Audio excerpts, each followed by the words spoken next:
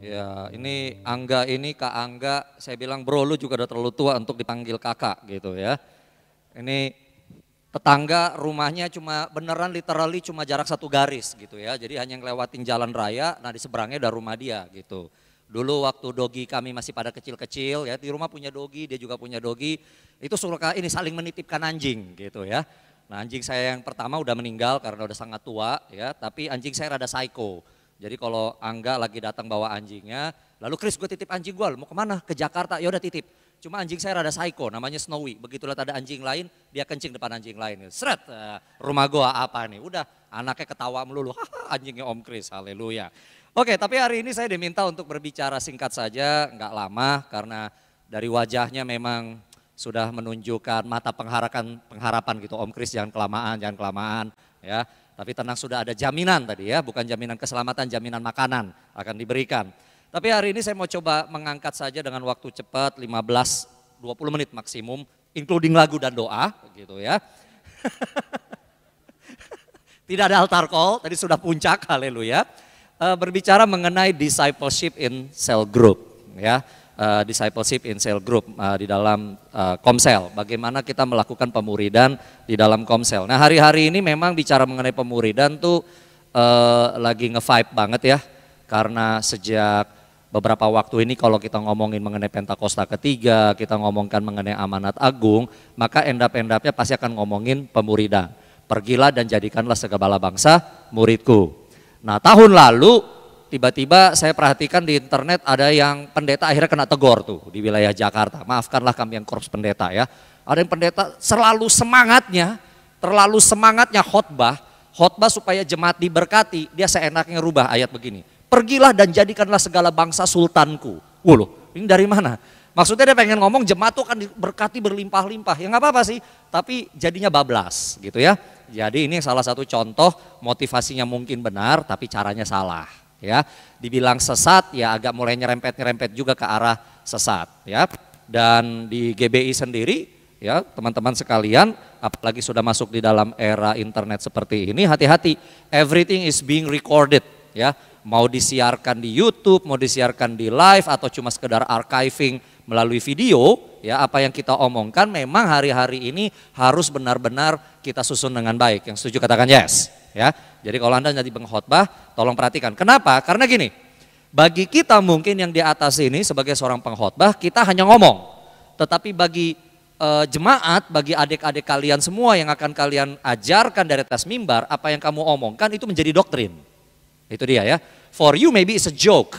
For you it's only like a saying ya. Ini katanya harus ada sedikit Mas Jo bilang tergantung di mana konteksnya. Orang Jakarta apalagi ini dekat-dekat Jakarta Selatan kan, jadi gabung-gabung aja ya. Waktu kita ngomong hati-hati karena bagi kita mungkin penjelasan biasa. Tapi untuk adik-adik kelas kita apa yang kita ajarkan bagi mereka itu menjadi sesuatu yang doktrinal walaupun mungkin tidak maksud kita doktrin. Nah hari ini saya mau bicara mengenai discipleship in group. Kenapa? At the end of the day, pada akhirnya seperti saya mau kutip dulu apa yang dikatakan oleh Bang Jo tadi, semua yang kita ajarkan, semua yang kita bagikan, hendaknya itu bertujuan membuat pendengar kita mereka berubah, bertumbuh menjadi murid Kristus. Setuju katakan amin. Menjadi murid Kristus artinya orang itu makin lama makin berubah sebagaimana sikapnya seperti Kristus. Setuju katakan amin. Ini gara-gara tadi Bang Jo di situ ya udah saya angkat aja ya. Kalau kita lihat bukan internet lah, berita. Anda pindah channel manapun ya beritanya mengenai itu lagi itu ya. Yang tembak-tembakan, ini skenarionya siapa sih sebenarnya? Ada yang sudah dipecat tidak hormat ya kan, lalu mau diperiksa lagi istrinya. Saya nggak sebut namanya tapi tentu kalian tahu yang Om Kris ngomongin ya. Kalau yang nggak ngangguk tanya sebelah, lu kemana aja selama ini gitu ya. Jangan-jangan tadi udah ngomongin juga FS nggak ngerti. Nah orang semua pada nikmatin itu sampai istri saya juga bosan. Udah ganti Netflix saja. Wih ngapain? Dari tadi siarannya cuma ini doang. Apalah cari nonton film apa kayak nonton film Hacksaw Ridge atau apa gitu. Oh ya udah.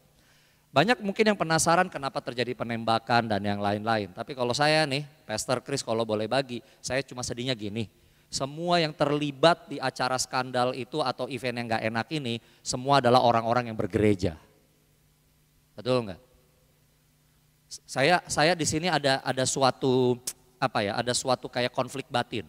Setiap hari Minggu kita ngomong, Pentakosta ketiga, yang ketiga, Pentakosta ketiga membangkitkan generasi Yeremia, generasi yang cinta mati-matian sama Tuhan Yesus, tidak kompromi terhadap dosa dan akan memenangkan banyak jiwa. Yes, tetapi sekarang pertaruhannya, apakah generasi yang older, benar enggak, juga menjadi teladan tidak kompromi terhadap dosa. Tetapi yang sedang dipaparkan di TV sekarang, ternyata generasi yang older kompromi.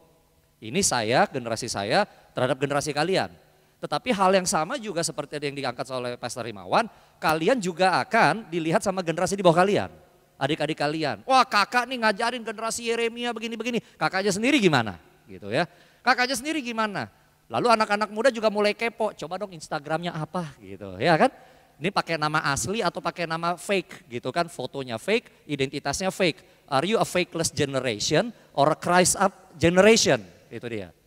Saya kalau di debat di Instagram ada yang nih sedikit curhat aja dulu ya. Nih.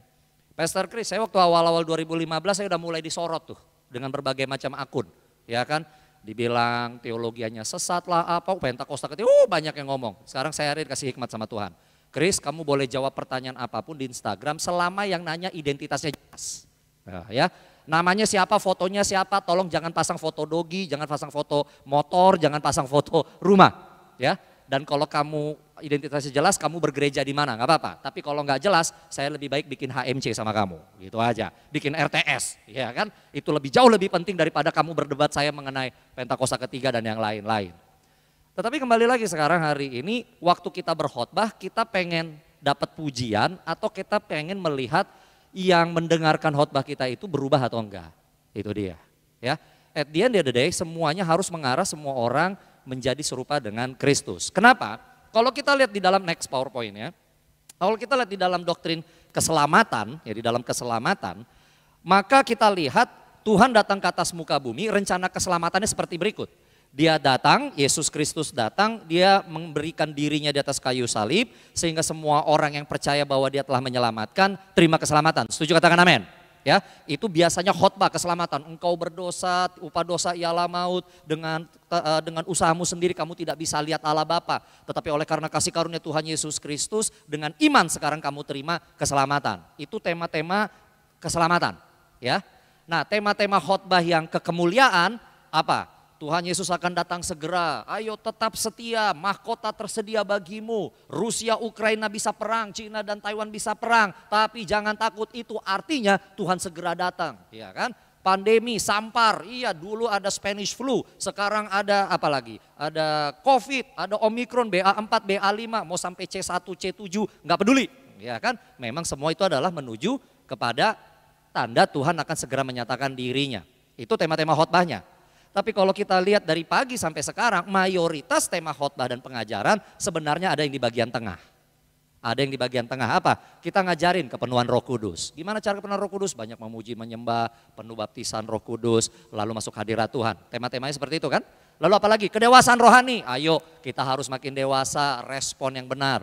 Kalau temanya khotbah Pastor Chris banyak di sini. Memberikan respon yang benar, berpikir yang benar, harus makin berakhlak dan seterusnya. Kekudusan hidup. Nah ini kalau saya perhatikan tema khotbahnya sahabat saya Bro Angga, ya kan, jangan begini, ayo pikiran apa? Kekudusan, ya kan, segala macam bisa Anda angkat di situ. Apalagi kehendak Allah, intim dengan Tuhan, ngerti ikuti jalan Tuhan, ya. Ini banyak juga hamba-hamba Tuhan ngambil ke sana. Gimana caranya kita mengerti kehendak Tuhan? Nah, seterusnya. Apalagi keintiman dengan Tuhan, benar doa, ayo kita berpuasa dan yang lain-lain, banyak, ya. Dan termasuk di dalamnya adalah komunitas orang percaya. Anak Tuhan gak bisa hidup sendiri. Kalau Kak Angga suka bagi ya mengenai JC, kita ini soldier. I'm my brother's keeper, I'm my sister's keeper. Lu kalau berjuang tuh gak ada sendiri. Pasukan komando aja satu peleton maju rame-rame 30 orang. Atau satu regu 4 orang. Tetap harus rame-rame. Ya, kalau yang berani sendirian maju ngelawan itu Rambo dan fiksi. Nah gitu aja ya. Oke, nah ini ada di sini. Mayoritas dari saudara-saudara sekalian akan menjadi pengkhotbah, biasanya temanya larinya yang di kotak tengah. Pertanyaannya sekarang, waktu kita mengkhotbahkan apa yang ide-ide yang di tengah ini, dia mengarah enggak kepada kemuliaan itu? Itu pertanyaannya. Ingat Tuhan Yesus menjemput mempelainya, katakan mempelainya. Artinya yang Tuhan jemput adalah orang-orang yang memang sudah dewasa. Katakan dewasa. Dewasa secara rohani, dewasa di dalam juga dia berinteraksi sehari-hari gitu. Ya, Tuhan mau menjemput mempelainya. Saya selalu ngomong begini kalau lagi khotbah hari Minggu, khususnya kalau lagi mau bahas mengenai kemuliaan Bapa. Gereja Bethel Indonesia didirikan dengan maksud pada waktu sangkakala rapture itu berbunyi, sangkakala pengangkatan berbunyi, gereja ini bubar. Gak ada lagi yang tertinggal, pengerjaannya gak ada yang tertinggal, jemaatnya yang gak tertinggal, gereja Bethel Indonesia jadi puing-puing. Tahu kenapa? Karena semuanya, gembalanya, pengerjanya, jemaatnya, semuanya terangkat ke awan-awan. Ditemukan sama Tuhan layak, jadi mempelainya. Oh come on, beri tepuk tangan kemuliaan buat Tuhan. Gitu. Tujuan JC, unit remaja didirikan adalah bahwa ketika sangkakala itu berbunyi, sekalipun usianya muda, sekalipun mungkin belum punya KTP atau lebih parah kartu siswa pun belum ada. Gitu, ya kan? Tetapi karena dia mendengarkan pengajaran yang bagus, kamu sebagai para pemimpin dan kakak-kakak rohani memberikan pengajaran-pengajaran yang memuridkan, maka ketika sangkakala itu berbunyi, JC pun bubar. Kenapa? Udah nggak ada lagi pelayan jemaatnya, udah lagi nggak ada JC-nya, semuanya ditemukan Tuhan layak menerima kemuliaan. Beri tepuk tangan kemuliaan buat Tuhan. Itu dia. Now the question is, do you bring all your preaching, all your sermon to that point? Membawa ke sana enggak? Jadi murid atau enggak? Waduh, gimana caranya ya pastor? Gimana caranya supaya bisa ke sana? Banyak teori, banyak pendidikan. Tetapi satu kata kunci yang selalu diulang dari pagi ini, saya juga tadi lihat beberapa cuplikan dari Bro Doni, Angga dan Bang Jo dan juga Pak Himawan tadi. Intinya apa? To be like Jesus. Supaya kita menjadi semakin mirip Kristus. Setuju katakan amin? Nah kalau kita mau menjadi seperti mirip Kristus, ayo kita gunakan saja metodenya Tuhan Yesus. Sudah pasti keren dan tidak akan gagal. Setuju katakan amin? Apa sih yang Tuhan Yesus lakukan? Polanya dia dalam memuridkan. Untuk memastikan yang mendengar pengajarannya, yang mendengar khotbahnya itu menjadi murid. Alkitab tunjukkan, next PowerPoint. Ya, ternyata, tampilkan saja langsung semua poinnya di layar. Ternyata di dalam melakukan rencana keselamatan, Tuhan Yesus memanggil sekelompok orang. Katakan sekelompok orang. Untuk menjalani proses pemuridan. Jadi gini. Pemuridan khotbah bisa yang temanya pemuridan di atas mimbar. Tapi kita nggak bisa ngukur ini respon atau enggak. Ya, apalagi pakai masker ya. Kadang-kadang menatap gini saya juga bingung. Ini menghakimi atau bilang pastor cepetan. Ya kan nggak ngerti. Kadang-kadang pengkhotbah juga harus supaya tahu ini dengerin atau enggak. Katakan amin, amin, katakan amin, amin. Wah, ya kan? Kalau tadi tanya siapa yang sudah buat risalah khotbah, ya kan? Yang angkat tangan cuma bersekian. Siapa yang tadi belum buat risalah khotbah? Gak ada yang angkat tangan juga. Saya di belakang langsung komentar. Sisanya berarti gak punya tangan, gitu aja. Iya kan? Tapi sebenarnya cara kita pengkhotbah, tanda kutip teknik untuk melihat meresponi atau enggak. Tapi kita hanya bisa ngukur yang mendengar nih, saya hanya bisa ngukur adik-adik sekalian, Anda respon terhadap khotbah saya, terhadap pengajaran saya. Saya nggak bisa ngukur nih, keluar dari sini pulang dilaksanain atau enggak. I don't have any idea. Saya nggak bisa. Oke, paling saya nanti tanya, enggak udah berapa yang jadi gembala kul, udah berapa JC-nya naik atau enggak. Oh ya bagus lah, berarti khotbahnya bagus nih. Pengkhotbah lu oke banget nih semua di sini. Anak-anak muda datang, orang tua ngirim, anak-anak mudanya ikut JC. Itu aja ukurannya. Tetapi kalau kita Anda jadi pengkhotbah, enggak bisa ngukur. Demikian juga Yesus tuh, 5.000 dia berkhotbah, jegrek, makan semua. Kemana 5.000 orang itu waktu Yesus diadili di Yerusalem secara ilegal. Ditangkap ilegal, diadili ilegal, disiksa ilegal, gak ketemu salahnya tetap disalib juga. The whole process is illegal. Mana tuh 5.000 orang itu? Mana ibu-ibu yang anaknya dibangkitkan? Mana yang mengalami kesembuhan? Gak ada tuh yang ikut. Petrus ngikutnya dari jauh. Yang ikut cuma sampai di bawah kayu salib cuma Yohanes. Mana tuh semua? Lihat, kita gak tahu. Jadi jangan bangga di hadapan 1.000 orang, 5.000 orang. We don't know. Nah pertanyaannya bagaimana kita bisa tahu? Ya, sebagai pengkhotbah, tolong masukkan ini juga ke dalam poin-poinmu. Sebagai anak-anak Tuhan kita nggak bisa hidup sendiri. Setuju katakan amin. Kita butuh komunitas. Katakan komunitas. Ya, ada bisa bilangnya komsel, cool. Kalau di kita GB Gatsu kita bilangnya cool. Ya, kita harus ada komunitas. Kenapa? Karena justru di dalam komunitas itulah kita bisa melihat apakah orang ini mengalami perubahan atau tidak. Dan Yesus lakukan itu. Kalau dibilang muridnya Tuhan Yesus berapa? Biasanya nih, jawabannya 12. Itu rasul sebenarnya. Ya, 1 gagal. Tapi kalau kita mau lihat ya yang namanya murid Tuhan Yesus, ke istilah murid juga diangkat di dalam Lukas ada 70. Yesus mengutus 70 murid berangkat berdua-berdua. Ternyata bukan cuma 12 ya, ada 70. Waktu di loteng atas 120 orang. Wah, itu yang setia, yang lain udah kocar-kacir. Ya, tetapi lebih lanjut Paulus mengatakan yang menyaksikan Yesus naik ke sorga 500. Lihat, jadi ternyata Yesus punya komunitas-komunitasnya sendiri. Dan kepada bagian yang lebih dalam, makin mengecil kelompoknya, Tuhan tuh ajarkan lebih daripada yang dia ngajarkan yang kelompok besar. Yesus pernah berkata, kepada orang banyak aku berikan perumpamaan dan yang lain-lain. Tetapi artinya yang dalam Tuhan hanya bukakan kepada kelompok yang lebih kecil. Gitu. Kan gak mungkin ada tanya jawab dengan jumlah ibadah 1000 orang. Ini aja mau tanya jawab agak susah, paling 1-2 orang. Tapi ketika dia ada di dalam komunitas yang kecil, Tuhan bisa tanya, Petrus menurut kamu aku siapa? Yohanes menurut kamu aku siapa? Menurut kalian siapa yang terbesar di sorga? Ada pembicaraan yang lebih dalam. Dan rema sebenarnya didapatkan ketika ada di dalam kelompok yang lebih kecil. Guys, bukan suatu kebetulan pandemi, sifat dan nature yang kita hadapi hari ini adalah distancing is good. Itu COVID-19 kan nature-nya gitu ya, distancing is good. Begitu itu muncul saya langsung berdoa, Tuhan serangan langsung terhadap cool ini. Kenapa? Karena distancing is good, sementara cool together is good. Lihat, together is good. Puji Tuhan, Roh Kudus bekerja luar biasa atas bangsa dan negeri kita. Tema G20 Indonesia tahun ini adalah Recover Stronger, Recover Together. Lihat, ternyata kita harus sama-sama, oke kan? Kita harus sama-sama, demikian juga anak-anak muda, kalian harus sama-sama. Harus band it together. Kenapa? Pandemi yang kita hadapi ini hanya bisa kita hadapi kalau kita bersama-sama. Yang setuju katakan amin. And yet narasi dari dunia katakan distancing is good. Do your own stuff is good. No, Alkitab katakan together is good. Bersama-sama digerakkan oleh Roh Kudus. Itulah prinsip dalam Alkitab. Katakan amin. Nah, proses ini dilanjutkan terus oleh gereja mula-mula. Setelah Tuhan Yesus naik ke sorga, maka era Kisah Para Rasul mereka melakukan itu. Makanya perhatikan Paulus bilang kasih salam kepada jemaat di rumah mana, kasih jemaat pada rumah mana. Lihat, jadi gereja pada mula-mula itu adalah kumpulan sebenarnya kelompok sel.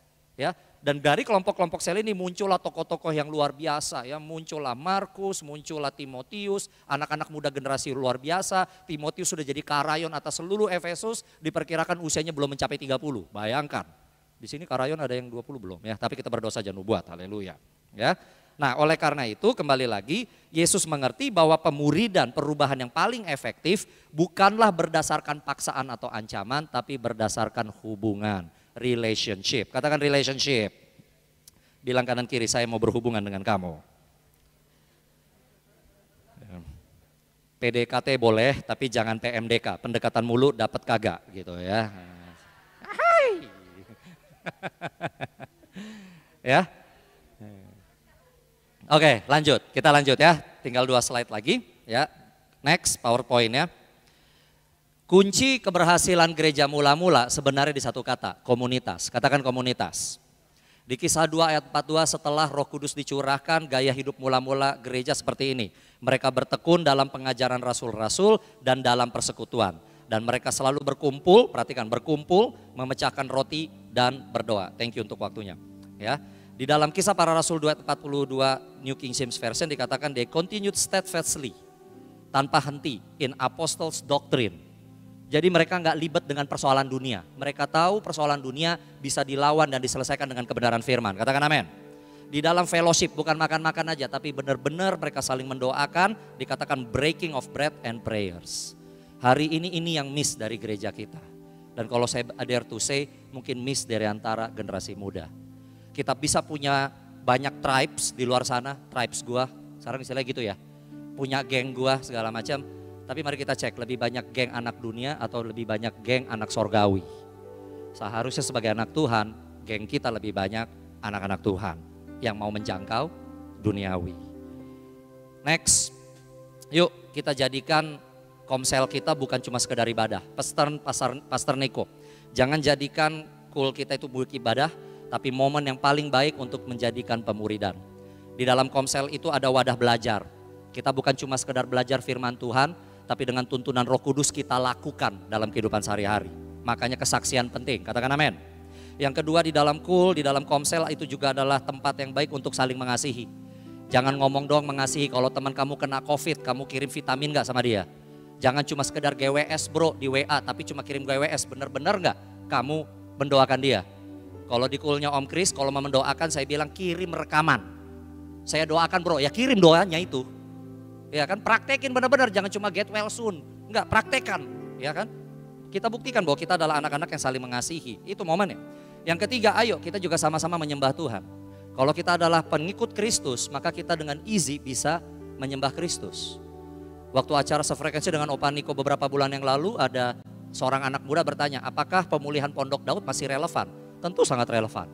Kalau kamu pengikut Kristus, kamu ingin menyembah junjunganmu. Tapi kalau engkau merasa bahwa tidak penting menyembah Tuhan, justru saya tanya, keselamatan yang tadi sudah dapat atau belum? Ya, karena hanya orang yang diselamatkan dipenuhi oleh Roh Kristus, pengen nyambung dengan Roh Kristus. Yang keempat adalah wadah penginjilan. Kalau dunia bisa bikin dengan gaya anak-anak muda berkumpul di Citayam bikin fashion show, ya kan? Kalau anak-anak muda bisa bikin dengan segala macam challenge Tuhan, Yesus tidak berubah. Kenapa itu muncul justru dari luar sana? Bagaimana dengan anak-anak Tuhan? Apakah kita hanya sekedar pasang ayat di dalam medsos, tapi kita tidak benar-benar pernah mengajak teman-teman kita? Hari-hari ini saya mau ingatkan yang Pak Himawan katakan, kita sudah diselamatkan untuk kita mengabarkan keselamatan. Kita dimasukkan dalam komunitas kerajaan Allah, supaya kita juga bisa mengajak orang-orang lain masuk dalam kerajaan Allah. Pesan terakhir dari Pastor Niko, ya. Ketika ditanya, Pak Niko, oleh anggota Kul Tim 20, oleh seluruh karayon di Begatsu, dikatakan Pak Niko, pemuridan itu ada di mana sih? Jawaban Pak Niko, bagi saya penggembalaan dan pemuridan itu terjadinya di Kul. Ibadah hari Minggu adalah celebration. Ibadah-ibadah JC, youth, dewasa muda, semua celebration. Tetapi pemuridan prosesnya, penggembalaannya, domba mendapatkan makanan, terjadinya di dalam komsel-komsel. Selamat melayani generasimu, ajarkan khotbah-khotbah yang menjadikan pemuridan, tapi jangan lupa, jangan biarkan domba-domba tercerai-berai. Masukkan mereka di dalam komunitas. Yang setuju katakan, amin. Beri tepuk tangan kemuliaan buat Tuhan, yuk bangkit berdiri bersama. Bangkit berdiri bersama. Saya mau untuk berdoa bagi saudara-saudara sekalian sebelum saya kembalikan ke Pastor Angga. Ya. Bapak di surga, engkau lihat anak-anakmu, ayo angkat tanganmu di hadapan Tuhan sekarang. Engkau lihat anak-anakmu ya Tuhan, ini semua adalah hamba-hambamu. Mereka ikut pada hari ini Tuhan, karena di dalam hati diri mereka mau berkata, pakai kami Tuhan untuk kami menyatakan kebenaran firman-Mu. Pakai kami Tuhan untuk kami menyuarakan tuntunan Roh Kudus bagi generasi kami dan generasi di bawah kami. Tuhan, dijadikan mereka sebagaimana apa yang mereka rindukan. Biar kata-kata yang keluar dari mulut mereka adalah kata-kata yang pas untuk generasi ini dan generasi di bawah mereka. Mereka bukan hanya sekedar membagikan firman, tetapi apa yang mereka bagikan menjadikan orang-orang yang mendengarnya murid-murid Kristus. Terima kasih Bapa di surga, hamba-Mu sudah bagikan apa yang Kau perintahkan, berbicaralah lebih dalam dan lebih spesifik kepada anak-anak-Mu ini.